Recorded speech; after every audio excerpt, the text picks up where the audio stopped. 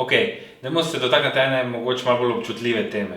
Vsakdo od nas je lahko zalezovalec ali pa zalezovalka, zato je fajn, da se zavedaš tega, pa zavedaš svojega vedenja, pa tudi da prenehaš z njim. Prvo je pomembno eno samo zavedanje. To pomeni, da razmisliš o svojih vedenjih do drugih. Kako to preveriš, lahko se obrneš na kakšne strokovnjake, na Društvo za nenasilno komunikacijo, pokličeš na klic za ljudje v duševni stiski, na Društvo Samarijani in tako naprej. Druga pomembna stvar je neko spoštovanje. Tako da, če te nekdo res prosi, da ga nehaš kontaktirati, je to kar jasen znak, da pač moraš nehati. Tretja stvar so pa neki ok odnosi.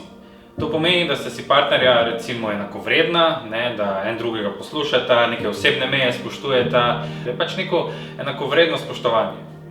Zadnja pomembna stvar je pač ta osebni prostor. To pomeni, da ne zalezuješ osebe, tako da greš, uletiš na nek party, ki veš, da bo tam. Tle moraš malo paziti in pač prenehati, ker to tudi je zalezovanje.